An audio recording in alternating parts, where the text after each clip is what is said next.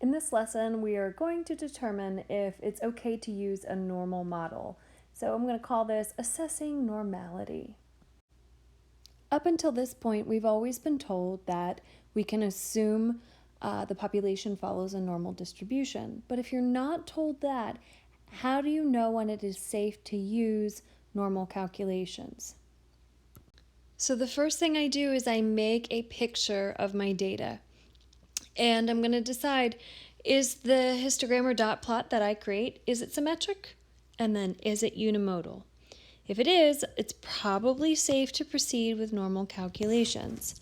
The other thing that's really useful to look at is a normal probability plot, and you're hoping that it's approximately linear. So let's look at a histogram and a normal probability plot. So just so you know what a normal probability plot is you will often see, so on this particular one, on the y-axis would be your individual data values, and your x-axis would be the corresponding z-score. You'll see these two axes flipped from time to time, so you just want to observe where are the z-scores.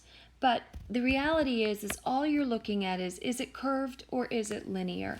So let's first look at this histogram. If you turn it sideways, it's kind of easier to see. I would say that it is fairly symmetric and unimodal. But sometimes some features can be masked by a histogram. So going to a normal probability plot is something that's great to do. And when I look at this, you know, that's really fairly linear as well, or nearly linear. We do not get too concerned with a little bit of wiggle. That's going to happen. Like down here, we may have a little bit of curving happening or a few unusual values, but overall fairly symmetric and unimodal, and then a fairly linear normal probability plot. So it would be safe to proceed with a normal model. Okay, so let's look at this one. So I would say that this one, though it may be unimodal, I would say that it's skewed to the right. But maybe I was still a little unsure, so I make a normal probability plot and I look at it and I'm like, you know what, I got some definite curving going on here. So I would say it's not normal or not approximately normal. Few things are exactly normal in real life. We usually have these ly words in front of it, like fairly normal or approximately normal. It gives us some wiggle room. So I pulled 3 graphs for you to look at. This is what I was just saying, that real data almost always shows some departure from normality. And when you examine a normal probability plot, you're going to look for shapes that show a clear departure from normality. Don't overreact to minor wiggles in the plot. Here are 3 different plots generated by TI-84. All 3 are reasonable to believe that each came from a normal population. So just take a look in a second and look at those. You know, sometimes we might get really hung up on some of the curves in here, but overall fairly linear. Could someone ever make an argument the other direction? Sure, I'm sure they could. All right, so take a look at this one. What do you think? Is it fair to assume normality or not? Hopefully you're observing that for this data regarding the hamsters, it's skewed right, unimodal, but skewed right for the histogram. And on the right, the normal probability plot shows a definite curve here. Okay, so now you're going to go through a set of raw data. So pause the video. Here's 44 numbers. We're going to make a histogram using the TI-84. So start entering this into list 1. Pause the video. Proceed as soon as you have them all. Okay, so you've entered your data into list 1. And then you're going to make your histogram by hitting second y equals to access stat plot. And you need to turn on the graph with the plot. So highlight on and hit enter, select histogram from the images, so this one here, And by default, it's selecting list 1. If you have your data somewhere else, change that to wherever you have your data. Now hit zoom, option 9 for zoom stat, and it will automatically adjust your window. There's a lovely histogram, but if you've got to draw this, which I do, I look at this first bin. This is telling me that my interval is beginning at 9.4, but less than 11.633. I don't like this repeating, so I'm going to do a little bit of an adjustment by hitting window, and X scale is what is controlling the width of my bin. Now it's given me a nice number of bins, but look at this repeating decimal it's counting by. So I'm going to change that to something close, but that's fairly easy. I'll make it 2.2. You could probably even get away with just 2. And now if I hit graph, trace, I can see that my first bin is from 9.4 to 11.6 and that the frequency is 1. This one goes from 11.6 to 13.8, so I can easily copy it now onto my paper. And this graph, it's roughly symmetric. You can make an argument roughly symmetric and somewhat, unimodal. I wouldn't say that there's enough of a distinction here to say that this is bimodal. So rather than redrawing this completely on paper, which you need to do, I am going to cheat a little bit and just label items here on the screen. All right, there's my y-axis and my x-axis down here. And I am going to need to put some numbers in. So my bins are 9.4 to 11.6, so I'm putting marks at the edges of the bins.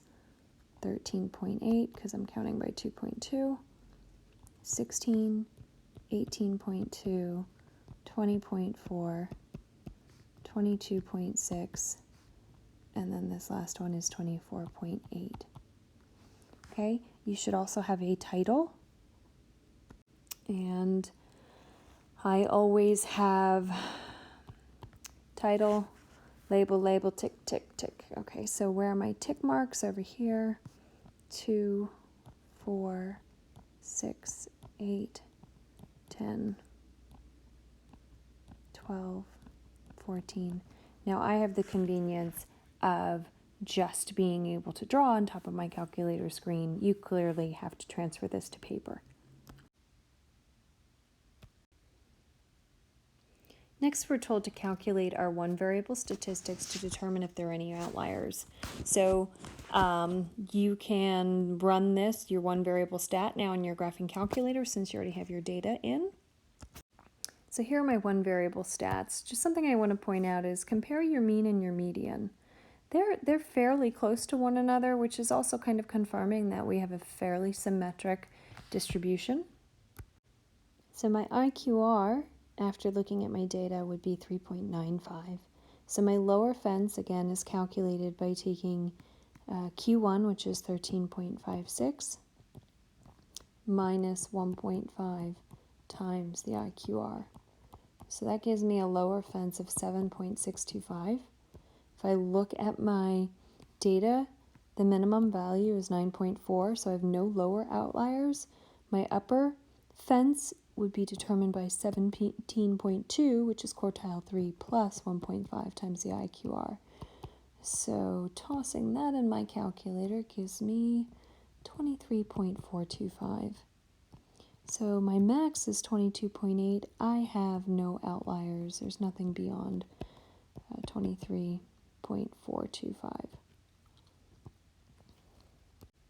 So now that you have all this information, one of the things you could certainly be asked to do is to describe your distribution, which remember cost plus context to get all your parts. So I would say that it is, if we talk shape, would be fairly symmetric and unimodal. Your center, you could say that the center falls, it looks like in this bin, between 13.8 and 16 feet long, or you actually have your one variable stats now, so you could say that the mean is 15.59, symmetric, so go with the mean.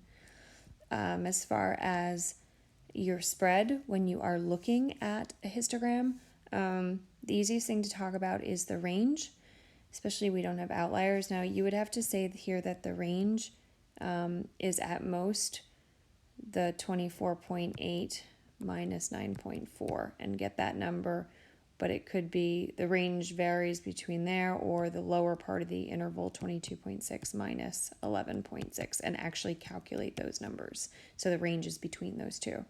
As far as unusual features, there doesn't really appear to be any. You actually calculated then from the raw data that there are no outliers, so you would state that. But if you didn't do the calculations just by looking at it, you would say there does not appear to be any outliers. You could say there's a small gap here between 20.4 and 22.6. And then, of course, you have to have context in at least like the first sentence where you're referring to the length of great white sharks. Okay, so that's just a quick review of describing the graph. To make a normal probability plot, your data needs to be in your list. Mine is already stored in list 1.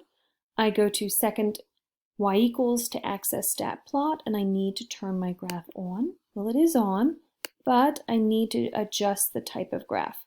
This one is for scatter plots. I need the option all the way to the right. I select this. My data is stored in L1, so that's good.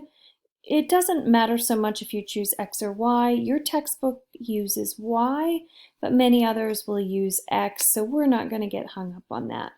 Hit Zoom, option 9 to adjust the window for you. And here's your normal probability plot, and you're looking for something that is approximately linear. We don't get too worried about small wiggles, but that's looking pretty linear to me as a confirmation that our model is approximately normal. So having inspected the data from several different perspectives, do we think that these data are approximately normal? Write a brief conclusion and context. I would say that our nearly normal condition has been met, as your textbook calls it, the nearly normal condition. So my conclusion is that the histogram of shark lengths is fairly unimodal and symmetric. Additionally, the normal probability plot is approximately linear, so it is okay to use a normal model.